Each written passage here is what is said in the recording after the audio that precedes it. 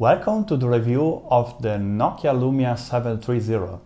The Nokia Lumia 730 is a smartphone released by Microsoft and Nokia, which features, of course, Windows Mobile Phone 8.1, Lumia Denim update. It has a Snapdragon 400 ARM processor. It has 1 GB of RAM, back camera of 6.7 megapixels with LED, front camera 5 megapixels, so definitely good for selfies. It has a mini jack for the headphones as usual, and charger port here and data port, which is micro USB. The display is a very good 4.7 inches AMOLED, very bright during sunlight, and you can also set it to lower brightness during the night. No problems on this side. The touch screen is very responsive here, and the general quality of construction is very good. This cover is white, but you can buy it with orange cover, green cover, and you can even replace with your own cover. This, more important, this phone is a dual SIM phone, so it carries 2 SIMs at the same time, and at the same time you are connected to 2 operators. But for data usage, you have to select one between the 2 SIM on which you want to be connected. It also has the possibility to have a micro SD card for extra storage, and it has a very large battery, which is 2220 mAh, which can easily last up to the end of the day, or even 2 days if you use it in a light way.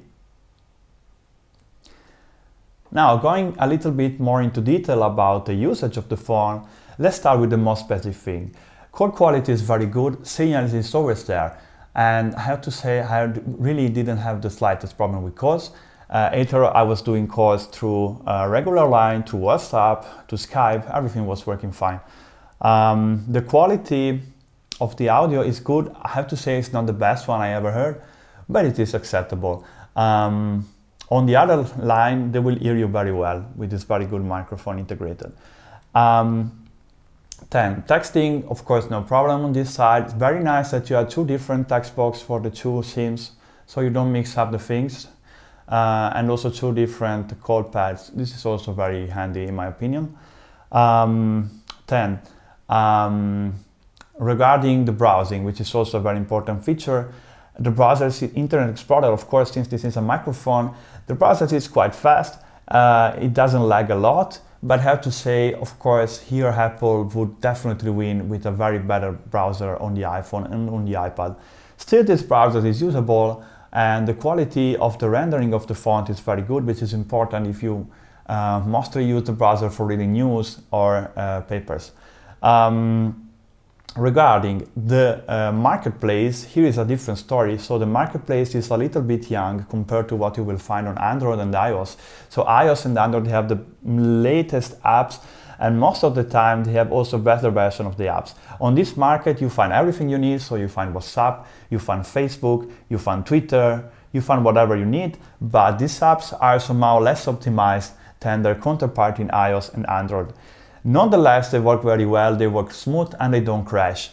I also like a lot the Metro interface with the live tiles on the desktop, and this feature gives quite the sense of a spring phone, which you don't have with the very static grid which you have on the iPhone, or with this sometimes not so responsive grid which you have on Android.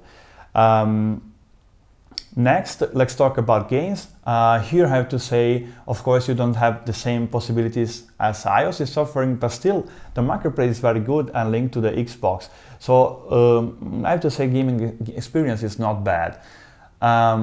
Music listening is also good. There is this Nokia radio, which is definitely a nice application. It is for free, where you can just say, okay, I want to listen to this kind of music, and it will propose you with more and more music of this kind. And you just have to press play, and if you don't like a song, you can skip it and go to the next one. No advertising whatsoever, all for free, wonderful. You also have the Nokia Maps, where you can just download the maps and use them offline. So it's a free Navi option. This is also very worthy in terms of price. On the iPhone, you have to pay a lot for this option. Same for Android. What else to say? There are some softwares which still come from Lumia, like the Lumia camera, the Lumia selfie. I don't like them a lot, but you can use the default photo camera app, and this works very well. All in all, I really like this phone. I'm coming from an iPhone 5, so I'm not comparing this to Android. I compare it to very good phones, much more expensive, because let's say the truth, the very best thing about this phone is the price. This phone costs only less than 200 euros. Now compare this, you can do everything the iPhone does, it is still smooth. So compare this price to like 700, 800 for an iPhone, and well, this is definitely worth the money. That's all. Thank you for watching the review, and if you have any question, feel free to leave some comments here in the comment box. Thanks for watching.